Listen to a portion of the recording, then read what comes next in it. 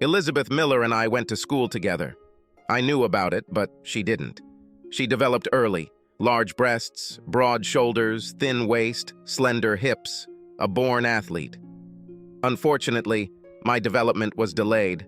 I graduated from school with short stature, skinny chest, thin legs, and low weight. She was proud of her body and tried very hard to look as sexy as she really was. I went to school every day in jeans and a t-shirt that was too big for me. Because of this, my breasts seemed a little larger. At the beginning of the school year, all the girls waited to see what Elizabeth would wear, as it was the latest fashion for the year. No one even remembered seeing me at school. Elizabeth was a star tennis player, beginning to take lessons at age 10. Her height gave her an advantage in strength and endurance over smaller girls.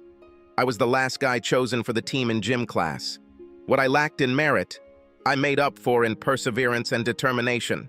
Distance running was not a team sport. I couldn't be knocked down, pushed, or hit, so it was my sport and I was good at it.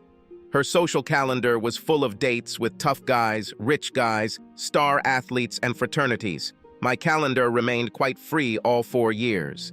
I spent my time on electronic gadgets and computers in the garage. Every fall, Elizabeth got a new car in which she drove to school. I rode a bicycle all 4 years. Elizabeth always talked to the boys during lessons. Since my name was Jeff Mullen, we often sat next to each other in class. In 4 years, she spoke to me once. The teacher was handing out tests. Elizabeth turned to me, handed me the test, and said, "Here." Her father owned Miller Manufacturing, a well-established and profitable local company. It was founded by his grandfather, now run by his father, and employs 160 people. One of these people was my father, who worked at a factory as a machinist. This was his only job after returning from the army. Elizabeth sat next to me at graduation. It seemed to me that she had nothing on under her prom dress. It was difficult for me to contain myself. She looked at me amusedly several times as I squirmed, trying to hide my reaction. After finishing school, I went to college to become a process engineer. I read that Elizabeth received a full scholarship to a prestigious school to play tennis. Her photo appeared several times on the sports page of our local newspaper.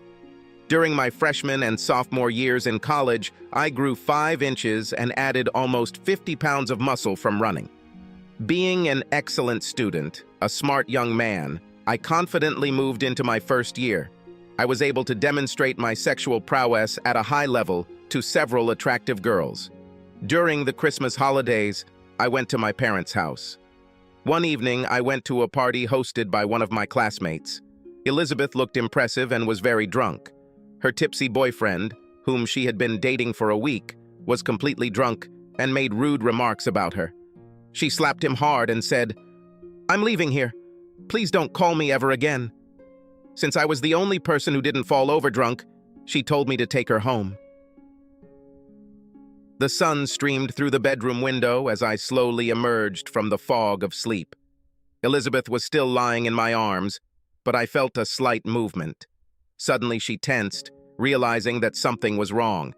She turned to face me. The distance between us was less than a foot.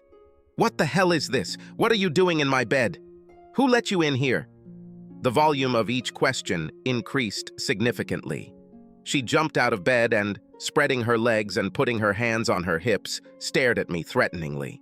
The eyes were blazing, and the growl did not leave the lips. "Who the fuck are you?" I had to act quickly or this piece of heaven would turn into hell.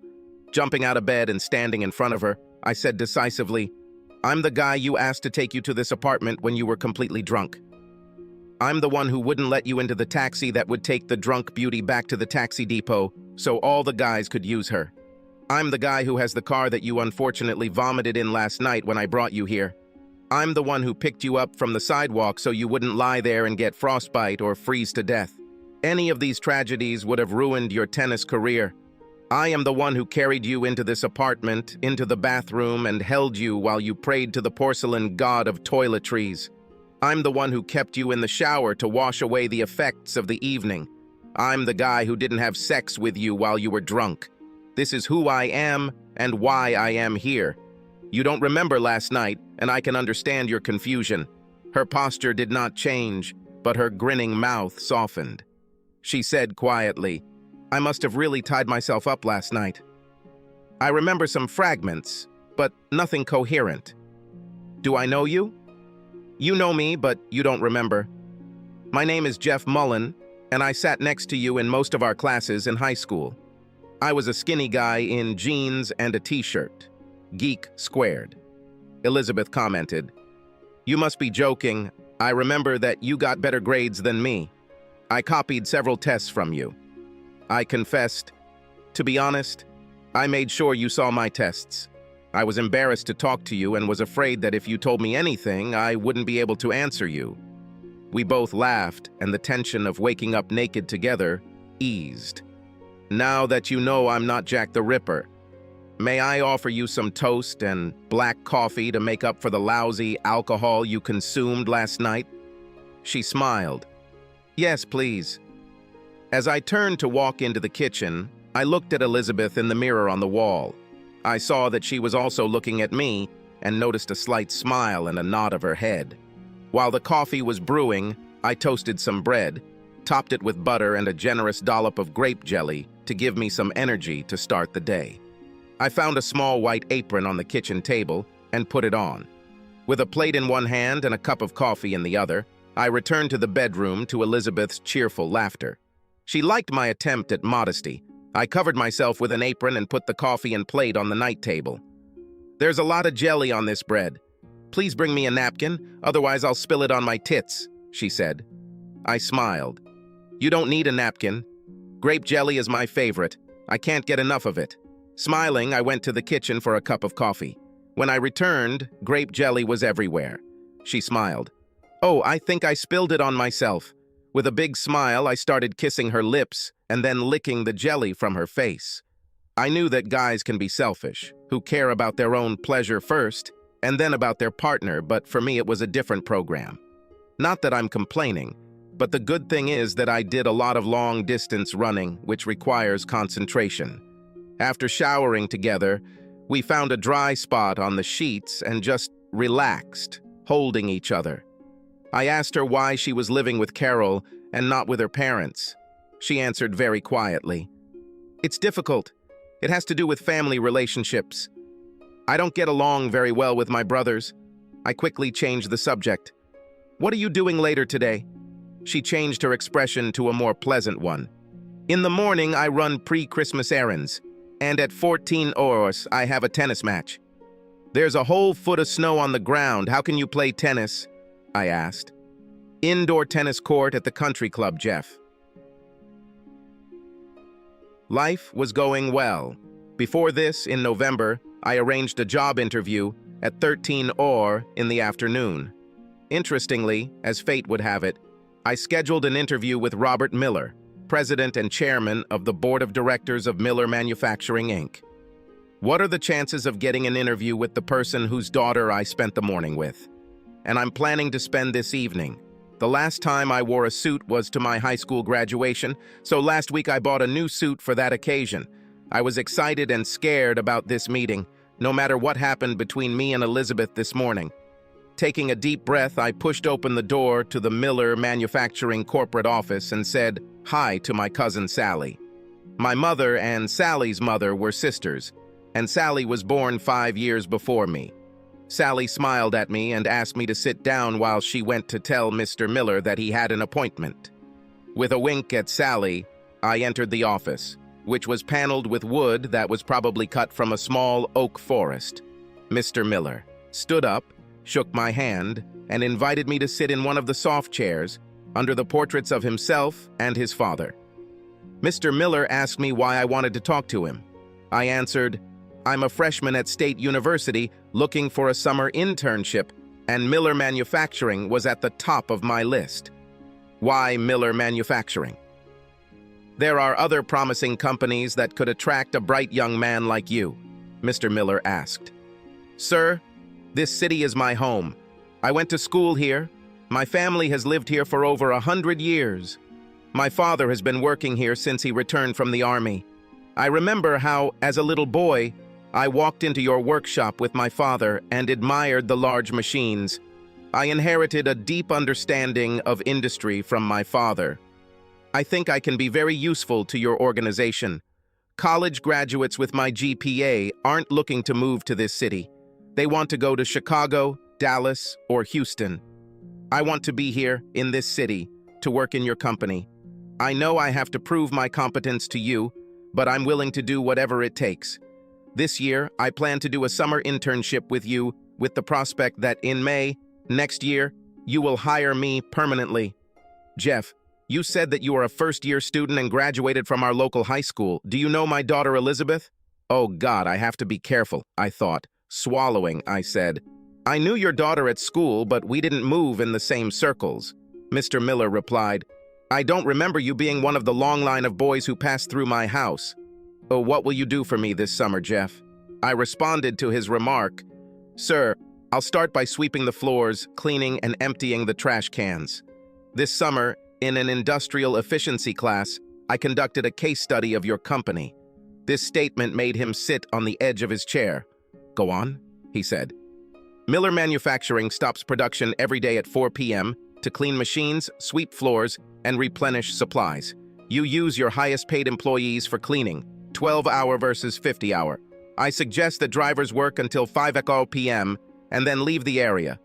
Cleaners, low-wage employees, and summer interns will do what is necessary to complete the day and prepare for tomorrow. You need to make sure that these low-paid workers change their work schedule so that even if they stay past 5 p.m., they don't exceed 40 hours a week. Jeff, could you provide me with a copy of your analysis? Of course, sir, but I don't have a copyright yet, which caused an approving laugh. How much will this brainpower cost me this summer, Jeff? My plan, Mr. Miller, is for you to set the price starting at minimum wage. Then let me earn any raise. Mr. Miller said, You convinced me that we really need new blood. Let's plan for you to be our first summer intern next June. Should I send you a contract? No, sir, I said. I don't need a contract. Your handshake is enough for me. With these words, I stood up and left his office, winking at Sally goodbye. Let's talk about a good mood. So good that I thought I was invincible. With these thoughts in mind, I drove to the country club to watch Elizabeth's tennis lesson. When I entered the room, I could hear a very intense match going on with volleys going back and forth. I found a quiet corner and watched her play. She was powerful, fast, graceful, and very competitive. She did not give up before any blow that could bypass her. I was proud that I was able to start a relationship with her. When she won the set and went to get a towel and a water bottle, she saw me. I was surprised that she recognized me in the suit. She called me onto the court, kissed me, and said, Thank you for being interested in my tennis. Elizabeth, you are wasting a lot of energy. Can I take you out to dinner so you can replenish your carbs? Yes, you can, Jeff. Pick me up at my apartment at 6:30, okay? I will, I grinned. We went to Leone's for pizza and beer and spent time getting to know each other. All you have to do with Elizabeth is ask her a question about yourself, and the evening is a success. She really has a story to tell and is a very interesting person. She loves tennis and wants to make a career in it, play professionally, and then become a coach. She was very impressed that I came to watch her play tennis. Most of her past boyfriends weren't interested in anything other than sex with her. She appreciated my interest in her life outside the bedroom. I asked her about her family, but she didn't want to spend much time on the topic. She had 2 older brothers who worked for Miller Manufacturing, and she apparently didn't like either of them. According to her, one of them was a seedy salesman, and the other was a weak accountant. Her father was a good man, but he spent most of his life at work. The mother was a bitch and made the lives of everyone around her miserable. Thus, her father spent time at the factory. Since we had already been talking about her for more than an hour, she asked me, Why did you come to my tennis match in a suit? Don't you know anything about tennis? Yes, I play a little, but not at your level. Just wanted to see what interests you. The reason I was wearing a suit is because I had an interview this afternoon for a summer intern position that I hope will work there after graduation. I made an appointment last month when I knew I would be home for Christmas. How did your interview go, Jeff? Great. I got a job as a summer intern in June and plan to go full-time after graduation. Then she said the words I was so afraid of. What company? With all caution, I replied, "Today I met with the president of Miller Manufacturing." "What? What are you doing? Have you met my father?" Elizabeth screamed. Before I could say anything, she said, "I thought you were different. Are you using me to get to my father?" Incredible. When she started to get up to leave, I grabbed her hand sharply and hissed, "Sit. I just told you that I made this appointment last month. At the beginning of this week, you didn't even know my name. We slept together after we agreed to meet. I told you that my specialty is industrial engineering. What other company could I work for in this city other than Miller Manufacturing? Please be quiet for a minute and think. I'm not using you to get to your father. Please, Elizabeth, don't let this coincidence ruin our evening." The look in her eyes could cut me in two like one of the plasma cutters in a factory. She sat and breathed deeply, as if she had just lost the first set of a tennis match. Finally, she said, "I understand, but still, how coincidental is it that you showed up out of nowhere the day before you had an appointment with my father, the same day you started dating me? There is very little chance of this happening. Did my name come up in conversation?" "Yes." She rolled her eyes and launched her laser gaze again. "And?" "Your father asked if we were in the same class and if I knew you. I told him that we studied in the same class but went in different circles. This is where my comments end. He said, 'I'm not like one of the parade of young men who come to his house to see you. Elizabeth, I wanted to tell you about this before your father asks you if you know his new summer intern. I didn't want this question to take you by surprise. I'm grateful, Jeff, that you told me about this before father asked about you. You acted so prudently. How will this affect us dating?' Holding her hand, I told her, 'I really enjoy your company. You are the most interesting person I have ever met. I really want our relationship to develop. It's no big deal that I'll be working for your dad this summer. He can fire me on the first day. So let's see where this leads. You do not mind?' She smiled. 'You have a goal, to work in the field of industrial engineering, and I have tennis. We can go in different directions, but for now, let's just enjoy ourselves and each other. By the way, let's go back to the apartment. But all good things come to an end.'" Elizabeth had tears in her eyes when we both had to leave town and go back to school.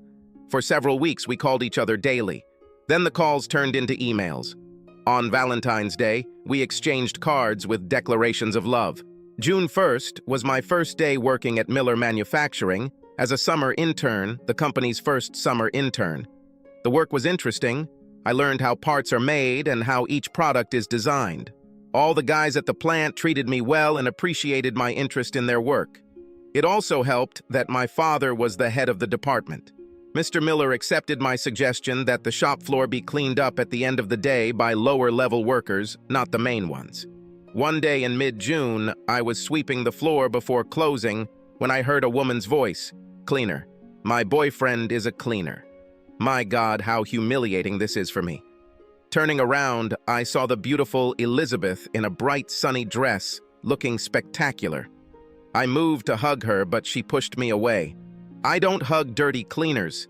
I might hug a young, energetic intern if he was clean and agreed to take me to dinner. I will arrange a meeting with a clean, energetic, young intern at any time and place you designate, I replied. At 6 in the evening, my parents' house. I don't know whether he will be able to find his way to a more decent area of the city or not. In any case, I'll leave at 18:05 if he can't find it. I'll tell him about this. With that, she turned around quickly enough that the hem of her loose sundress flew up, showing off her tanned and muscular legs. The remaining guys in the workshop howled with laughter as they watched this exchange. I wasn't laughing. My car pulled up to the Miller's house at 5:45 p.m. I had no intention of being late for my meeting with Elizabeth. Through the peephole on the front door, Elizabeth saw me arrive but did not open the door. Okay, let's play this game, I thought. At 5:55 p.m., I walked up to the front door and rang the doorbell. Good thing I had a nice pair of khakis and my best shirt for the occasion. An elegantly dressed black woman opened the door. "Can I help you?" "Yes, ma'am, you can. Jeffrey Mullen. Please see Miss Elizabeth Miller." With a slight grin, the black woman replied, "Yes, Mr. Mullen. Miss Elizabeth is expecting you. Please have a seat." At exactly 6 o'clock, Elizabeth came down the stairs and smiled at me. "I thought you wouldn't come. The janitor doesn't usually come to the front door of the board chairman's residence." "You're right, the janitor." "No, but the first summer intern." "Yes." "Can I introduce you to my parents?" asked Elizabeth. "I'd love to meet them," I replied. Elizabeth pulled me with her into the large living room where her father was reading and her mother was watching TV. "Father, Mother, I would like to introduce you to my companion for this evening, Mr. Jeffrey Mullen." I turned to Mr. Miller and nodded. "Good evening, sir." Mr. Miller smiled. "Good to see you, Jeff." Then I turned to her mother. "It's very nice to meet you, Mrs. Miller." At this moment, she growled, "Is this your friend, the janitor?" Of course, you could find a younger man with higher expectations. She answered her mother, "Oh, Mom, I think Jeffrey has high expectations. So much so that please don't expect me home in the evening. I almost died in the living room. Why is she putting me in this position?" It was unexpected. Elizabeth took my hand and said softly, "Come on, Jeffrey, we haven't seen each other for so long." I turned to the shocked couple and said, "Nice to meet you, Mrs. Miller. Good night, sir." Mrs. Miller just chuckled. Mr. Miller grinned. "Tomorrow at 7:30 a.m., right, Jeff?" "Yes, sir," I replied. Elizabeth was laughing so hard she could barely catch her breath when we got into the car. I was stunned. I didn't know whether to be angry, humiliated, or just laugh at it. "What was it? Why did you do this to me? Why did you do this to them? I just don't understand the purpose for which this was done." Elizabeth laughed. "It was a demonstration to my mother of why we are together. Think quickly. Be able to control yourself in any situation. Like tonight, when you were thrown to the wolves by Mrs. Miller. You were cool, calm, and collected. I couldn't have scripted your behavior better. From Marjorie's appearance at the door to her mother's reaction. You were great. It makes me happy, Elizabeth. I really enjoy our time together, whether in bed or out of it. However, I am worried about my job tomorrow. How will your father react to your daring antics? This job is as important to me as your tennis is to you. Could you think a little about what I want to do or be in my life? What is important to you is also important to me. Could you give me the same attention? I'm used to getting my way, Jeff, but I'll try to think about your feelings before I make a problem for you." Changing the subject, I asked Elizabeth, "I haven't heard from you for the last couple of weeks. What's happened? Absence makes the heart grow happier.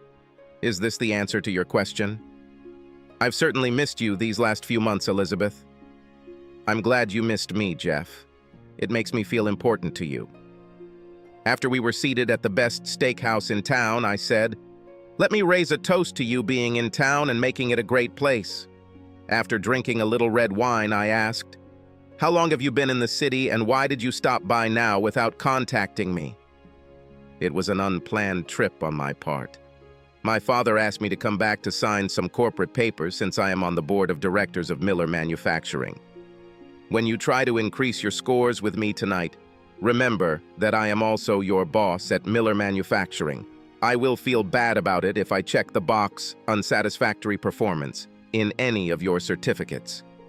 I tried to act surprised, but I had studied Miller's corporate structure before starting my job as a summer intern and knew its status. "Oh, really? I didn't know that." To which Elizabeth replied, "Hell no, you didn't know that," and smiled slyly. I raised my glass, touched hers, and smiled back. She knew that I had done research and found that Elizabeth, John, and Sam each had 30% shares, and several older workers had 10%. Mr. Miller retained voting rights to all their shares. Since I had to be at work at 7:30 a.m. and Elizabeth hadn't gotten much sleep the night before, we didn't get to talk or have fun that morning. She took off shortly before noon that day. She spent the summer working at tennis camps in Wisconsin. She taught a little, babysat a little, did a little housekeeping, and played a lot of tennis. We exchanged letters, calls, and emails, but did not communicate until Christmas. She had her own world, and I had mine. I spent the rest of the summer learning about the precision parts business. Miller had been around for a long time and had a large list of clients, especially in the airline business. They did significant business with Boeing, Spirit Aerosystems, and Cessna. The head of marketing for Miller Manufacturing was John Miller, Robert Miller's firstborn son and Elizabeth's older brother. He considered me a complete irritant. When he found out that I was Elizabeth's boyfriend, he became especially disrespectful toward his little sister. He didn't call her Elizabeth, but boss sister, bitch in heels, or simply boss. He was 8 years older than Elizabeth, and she, according to Robert, was especially proud of the fact that she annoyed him at every opportunity. John knew nothing about marketing tight tolerance parts. He used the old sales mantra of the 1960s and 1970s, get them drunk, sleep with them, and then sign with them. Knowledgeable order buyers contacted the shop manager directly to find out the parts quantities and specifications their companies needed. This did not stop John from spending a lot of the company's money on drinking and partying on behalf of the company. Robert put up with this because he was part of the family, and John, his wife and children would starve if John had to work for someone else. With the middle brother Sam, things were sad.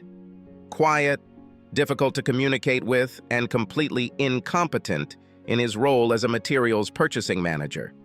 Often, the entire plant had to be shut down because Sam didn't order the right materials for production. Away from the factory, all he did was drink and fish. He went to work irregularly. Brother John said that boss bullied him and he didn't have the fortitude to stand up to her. He was not married and kept to himself. With my inquisitive mind, I found new methods and products for Miller Manufacturing. While working, I came up with a new way to quickly disconnect farm equipment from tractors. I told my father about my invention and that I was thinking of bringing it to Robert's attention. "Don't waste time," said Dad. "Robert will give it to John, who will laugh at him and throw him away. If Robert asks John about it, John will give it to Sam to calculate the cost of materials, and there it will die a second death." Several workers had ideas that could be sold, but they were all suppressed. I asked my father about how to get a patent for the company myself, but this idea suffered the same fate as the others. Since one of my industrial engineering courses was on patent science, I decided to go it alone.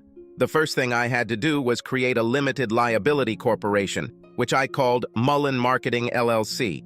I used my free time and extracurricular work to create and test a prototype. I needed to find a patent attorney, so I turned to local attorney Craig.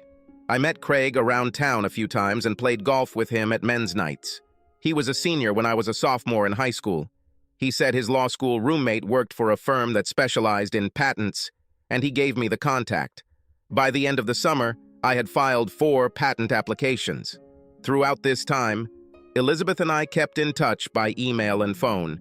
Her whole life revolved around tennis, and mine revolved around engineering. We were able to spend one night together at Christmas because Robert took the family to Naples, Florida for the holidays. It was a sweet reunion for the two of us, with lots of sex, lying naked in a hotel room, and just being ourselves. We talked a little about the future and how we will fit into it. There were no decisions, but ideas were in the air. There was still a spark between us. As I was studying for my final exams in college, my lawyer called and said that he had been corresponding with a patent attorney friend about my patents. "Are you willing to accept a check for $250,000 for your rapid release patent?" "Of course I will," I exclaimed. Craig said his friend agrees, but thinks you might as well get a royalty of $1 per unit over 10 years if you insist on more. Craig warned me to keep it a secret after all. You did all the work at the Miller plant. I know John Miller will try to get as much of this money out of you as possible. Just deposit them with Mullen Marketing and use them as needed. Don't even tell your father about this, as other employees will be jealous and find out. Craig had another deal for me. He knew I was coming back to town to work at Miller. He asked me if I would live at home. I replied that for now, but soon they would want to discharge me. He said the bank had a very nice house that they had foreclosed on and wanted to sell. It was battered inside, but the structure was strong. It needed some redecorating, and I figured I could handle it. We could use some of the money from the patent for the down payment, and the bank would take over the rest. I agreed and became the owner of the house. Robert Miller and I agreed that I would become a full-time employee of Miller Manufacturing as chief engineer. The salary was not as high as that of my classmates, but here I had a chance to become very successful. It's a good thing I was young and ambitious because I worked 45 hours a week and then went off to renovate my new house. There was no time for parties, golf, or women.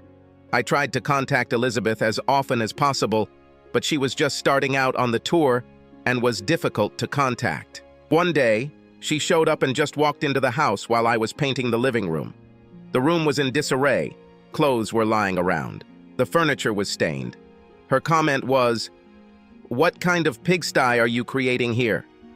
"I think it will be more of a love shack than a pigsty," I replied. Her rude comment was, "I can't confirm this.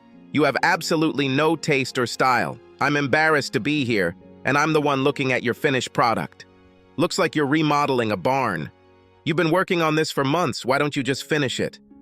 That's exactly what I'm doing, finishing it off. I also have a job that I go to, Elizabeth. The members of the board of directors are constantly breathing down my neck. He grinned. She waved her hand majestically. "Just hire someone. I came here for sex, but I don't want to do it in a construction zone. Get us a room at the Hyatt tonight." Of course, I complied with her wishes and was well rewarded that evening. During the summer, Elizabeth usually showed up unannounced between tournaments.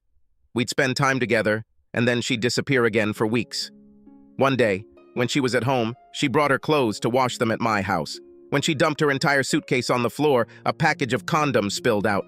I looked at the packaging, then at her. She shrugged and said with a grin, "A girl can't be too careful." I wanted to be angry, but we weren't married, engaged, or even living together, so I had nothing but pride. There were several tournaments that I went to because it was convenient. Once I agreed with her about a trip before the start of the tournament. We were having a great time, but I noticed that a few guys were coming up to talk to her, and she was brushing them off, and they were saying something like, "Yes, I forgot. Sorry." It seemed that if I had not been there, some communication would have occurred. We continued to communicate long distance until the tennis tours ended. My work was going great, and I implemented a number of procedures that made the plant more efficient and more profitable. As I delved deeper into the products we made, I began to have more and more ideas for patents. By the end of the first year of work, I had saved up quite a lot of money. This arrangement worked well for Miller Manufacturing because I paid our employees at the standard rate for labor on my projects and the full cost of raw materials and supplies. As these patents progressed to market, I was particularly careful to ensure that the first batch of product under the new patent was produced at Miller Manufacturing. I brought in more new business than our marketing director. The house was several levels above the pigsty when Elizabeth visited me once again. She was upset because the road had knocked her down. She had gotten off her father's medical plan and needed more time off that wouldn't cost her any winnings she might have received. She didn't want to spend time with her parents at all. At that moment, inspiration struck me. I turned to her and said, "Why don't you marry me? You will be able to have health insurance, relax in a peaceful place, and be with someone who loves you." I expected a huge laugh from her. She placed both hands on either side of my face and said, "This is so cute, so nice that I think I'll take you up on your offer. It wasn't what I expected, but I'll certainly accept the result. I'm caught in a young man's trinity, a new wife who is gorgeous, loves sex with me, and is extremely rich. What could go wrong?" Planning the wedding was a disaster. If earlier I thought that Elizabeth and her mother did not get along with each other, now a real war has begun between them. The mother wanted to organize a social event for her friends. Elizabeth wanted a more casual event with tennis players and sororities. At the meeting between the bride and groom and their mother, none of the Miller women even looked at my mother for her opinion, only screams and screams between them. Mrs. Miller still called me janitor boy. My mother left the meeting without any of them noticing or inquiring about her. We ended up going to Las Vegas and getting married. We were both the happiest we've ever been in our lives. I had a great job, she was on tour, but she came home as often as she could for lots of fun, sex, and companionship. We had a good time together. For several years while she was on tour, life was good. She didn't make a lot of money, but she carried on well. She continued to receive very generous quarterly dividends on her Miller Manufacturing shares.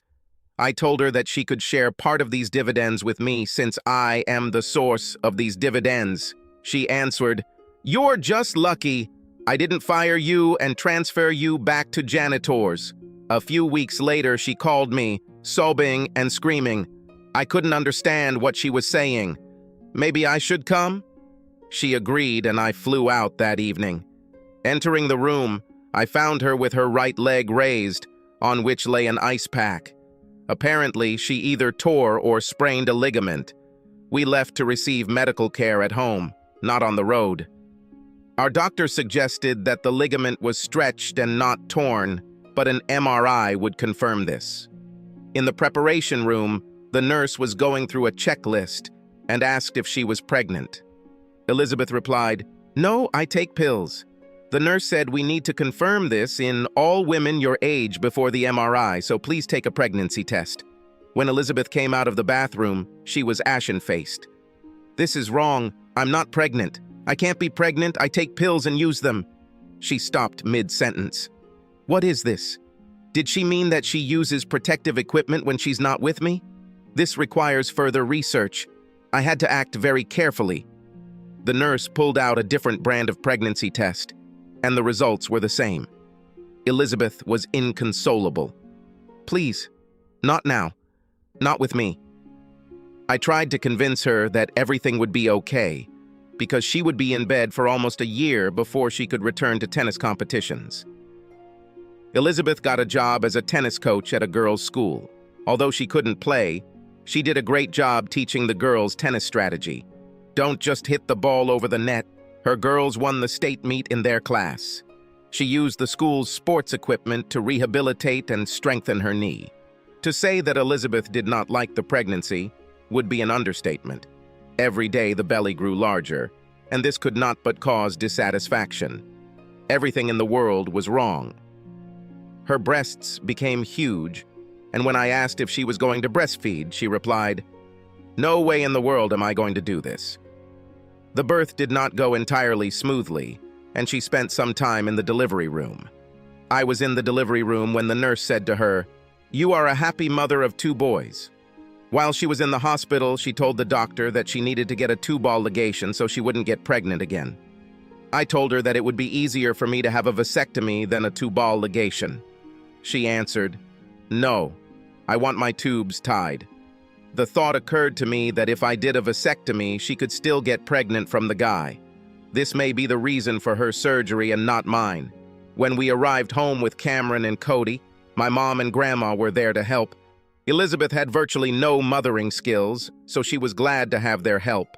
My grandmother was 70 years old, and she loved children very much. For the first 2 months, she was at our house from 8 a.m. to 5 p.m. Elizabeth was glad that she had a personal nanny. She continued to do physical therapy to rehabilitate her knee and begin playing tennis again. A year later, my mother retired and began working as a full-time nanny for us. Elizabeth was fully mobile and playing tennis again. With her mobility restored, Elizabeth began attending tennis matches, tennis tournaments, tennis clinics, tennis symposiums, and anything related to the word tennis. After all, she was rich, she didn't have a job, and there were other people who had to take care of her family responsibilities. Given that I already had doubts about her fidelity, I asked a private investigator to bug her car for location and sound. They also hacked her cell phone, so I had records of text messages and emails. It was expensive, but so was the divorce. Her mood did not improve because nothing in our house suited her. I repainted the rooms the wrong color. She needed more closet space. My family heirlooms needed to be put into storage.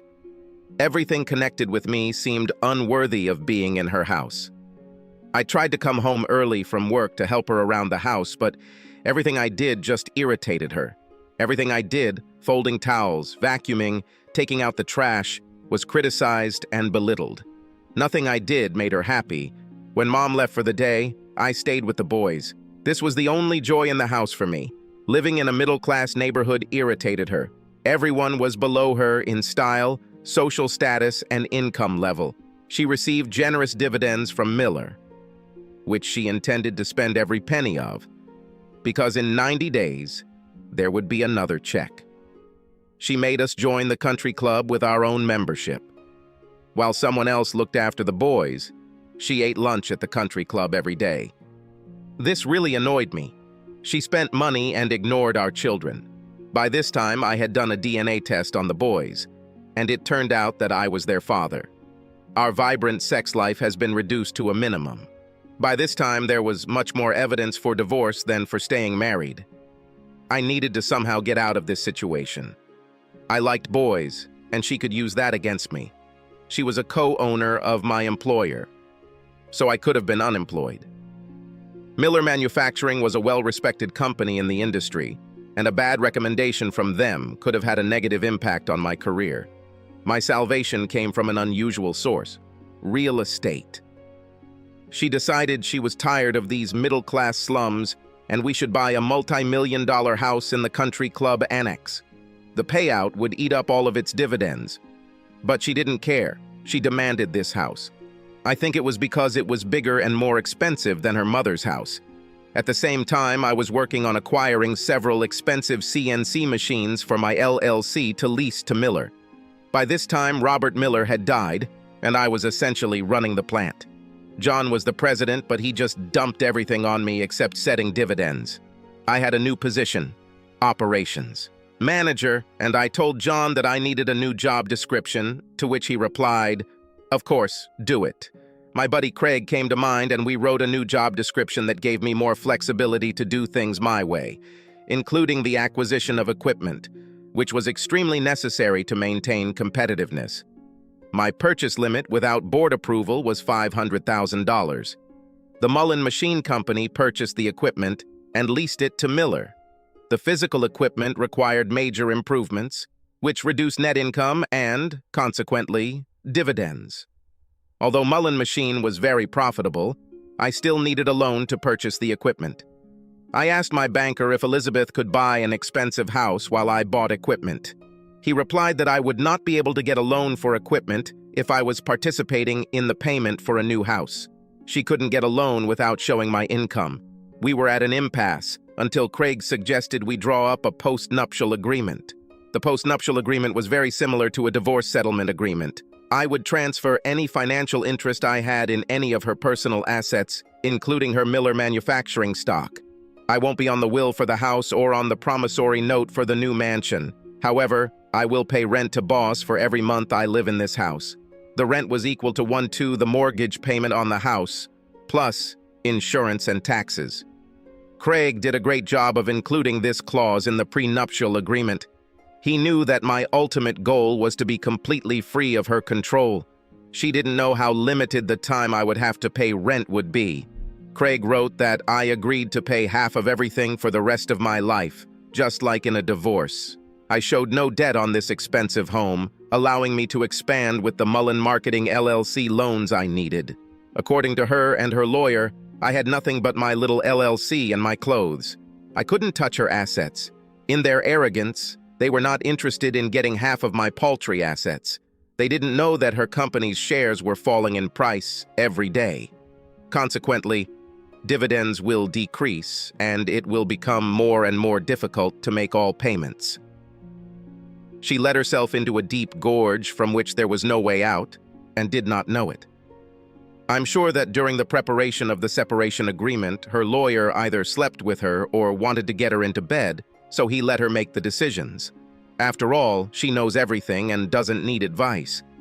Now that the division of property is complete, I can proceed with John Miller's shares. John was heavily in debt, spending more than his salary and company dividends. Booze, fast cars, and fast women did their job. I was always nice to his wife, Cherie, and one day she called me and asked me to help him get John to cut back on his spending. I told her I would try and talk to John, but he told me to mind my own business. And since I can't control my wife, how can I talk to him about controlling his bad habits? "You're probably right, John," I said. I just want you to know that I care about you, and if you have problems, you can count on me to help." He changed his behavior and thanked me for my concern. I actually planned to help him by buying his shares at a discount. All that remains is to wait until he gets into a difficult situation. Such a jam came a month later, when he was arrested for driving while intoxicated with illegal substances in his hands. He told me he needed at least $1 million to get out of trouble. Troubles included gambling debts to people who did not believe in recovering the debt through legal action. John knew that if he went to prison without paying these debts, he would not come out alive. I told him I'd lend him $1 million against his $6 million stock. However, at the same time, he will have to transfer all shares and voting rights to me. I told him that he could buy back these shares for $1 million at any time within the next year without interest. This agreement was not assignable. John was very grateful for my help. Between legal fees and gambling debts, John had enough money to move to Las Vegas and become a professional gambler. This was the dream of his whole life. This gave me confidence that he would never be able to buy back his shares on time. As collateral for the loan, the bank took my shares of Miller Manufacturing and shares of my LLC. Craig drew up the agreement and congratulated me on gaining control of John's shares. I now controlled 40% of the outstanding shares, including employee shares. Another 11%, and I would have received a controlling stake. Sam Miller gave me more and more purchasing responsibilities. He was either not in the office, or he was sitting at his desk and looking outside. Since he and I were getting along well, I asked him what was the matter. "I just can't do this anymore," Sam replied. "This is more pressure than I can handle. My doctor prescribed me the maximum dose of antidepressants. Jeff, I have to leave here or die of a stroke. I know you lent money to my brother when he was in trouble. I thank you for this." I paused, then said, "I will do my best to help you. The first question is, what do you want to do for the rest of your life?" "There is nothing more tempting to me," said Sam, "than just living in my house in the forest, fishing and hunting every day. No one was around. No pressure, no expectations, no drama. My brain was on alert. You want to sell me your shares of Miller Manufacturing?" "No," Sam said. "I tried, but no one wants to buy a 30% stake in Miller Manufacturing, not with John and Elizabeth controlling the shares. They know that these two will simply deceive all the minority shareholders just like me. Then I will have to worry about how to invest my money wisely and whether it will be enough for me to live on. How about you just pay me this much every month for the rest of my life and I'll transfer my shares to you?" "I can do this, Sam. How much do you need per month?" "Jeff, I can live comfortably on $10,000 a month." "I can do it, Sam. Let me fill out all the paperwork, and you clean your office and submit your resignation letter." "Thank you, Jeff. You are a great friend who helped me." Craig was thrilled when I told him I needed a lifetime contract to pay Sam $10,000 a month.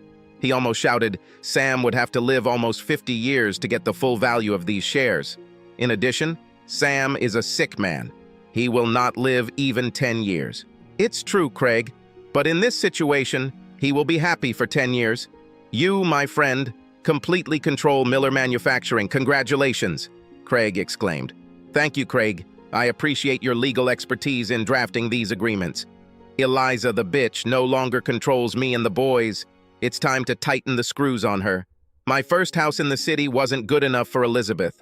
After spending so much time renovating it, I just didn't want to sell it. I kept it as a rental, but the last tenants moved out 5 months ago, and I still haven't found any new ones. This was good luck for me and the boys. It was the 1st of September, and Elizabeth was in New York for the US Open, watching the game and having fun with someone. I was able to move the few personal items I was allowed to have in the mansion to our old house without any problems. By evening, the boys and I had already settled down. They stopped asking about Mom because she was rarely around, and when she was, she scared them. I tried to reach her several times, and I knew that it would be inconvenient if she was with a new lover. I would either get a voicemail or a very short reply. There was no call back. After all of our personal belongings were removed from the mansion, I left Elizabeth a note that I would not be giving her the September rent check because I had moved out of the house. The next morning at the office, the first thing Sally did was send 14 days' notice to all shareholders for a meeting. Topics of discussion included changes in shareholders, changes in management, and approval of dividends for the third quarter. She asked, "There's a lot going on here that I don't know about. Could you please enlighten me in case someone asks?" "Great news, Sally. I have now purchased all of John and Sam's Miller Manufacturing shares and have 70% of the voting rights. Elizabeth only has 30%, making her unimportant in our lives." Sally was delighted. "I've hated that bitch since I was in school. When Elizabeth returned from New York and saw my note informing me that I was leaving her home, she was furious. She called me and screamed, 'You must pay me this rent because I need it to pay off my payments. If you don't bring me that money, I'll increase my dividends to make up the difference. I will make sure that this difference is reduced in your salary. You are making a big mistake by contacting the owner of the company.' It was obvious that she had not communicated with her brothers regarding their transfer of their shares. I also knew that she had not bothered to read the notice of the shareholders' meeting that was to be held at the end of the week. The only people present at the shareholders' meeting were me with 60% of the shares, my father, who held 10% of the shares by proxy for the employees, Craig, the new corporate lawyer, and cousin Sally, who had been the secretary of the board of directors for many years. Elizabeth, who owns 30% of the shares, was not represented. The first step was to approve the transfer of shares from John and Sam Miller to me. The second is to promote me to president and chairman of the board of directors. The third decision is not to pay dividends to any of the shareholders due to a decrease in profits and an increase in purchases of modern equipment. All proposals were adopted unanimously. The meeting was closed. My father had just left my new office when Elizabeth and her lawyer burst into my office shouting, "Get out of my father's chair, you son of a bitch! You're fired, get out of here." It turned out that her lawyer had heard rumors about a change in ownership of Miller Manufacturing, and he called Elizabeth to confirm it. It was at this time that she opened the notice of the shareholders' meeting and read the agenda. It's a pity that the meeting was already closed. She growled, "Where are my brothers? You don't have power of attorney over them." "I don't need their powers of attorney," I replied. "I bought their shares, and the voting rights passed to me." This confrontation was expected, and I gave her copies of the share transfers, certified by a notary and unanimously approved by the majority of shareholders present at the meeting. Her lawyer grabbed the papers, waved his hand, and snorted, "This mess, I will tear you apart in court." He was posing for his client, and we both knew it. My efficient corporate secretary had already prepared the minutes of the meeting, and it was with great pleasure that I presented them to Elizabeth. I said, "Look where the transfer of shares was approved. I am now the president and chairman of the board of directors. And in general, please look at the wall behind you. There are 3 portraits of the board chairman of Miller Manufacturing: your grandfather, your father, and now me." The full gravity of the situation suddenly hit her. She couldn't pay for the mansion, the Mercedes, the country club dues, or the groceries. I knew she never saved or invested her dividends. Her shares were her savings, and no one would buy 30% of the shares now without dividends. "Jeff, I'll have your favorite steak dinner sent to my house from the country club. Could you join me so we can work out some details? I don't think you'll want a divorce, and I don't think there's a need for it. We need to think about our children, too. Would it be a good idea at, say, 6:30? I answered. She must be really desperate to involve the boys in this matter.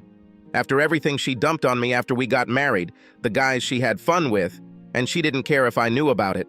I'm looking forward to this conversation." At 6:29, the bell rang, and the beautiful Elizabeth answered the door.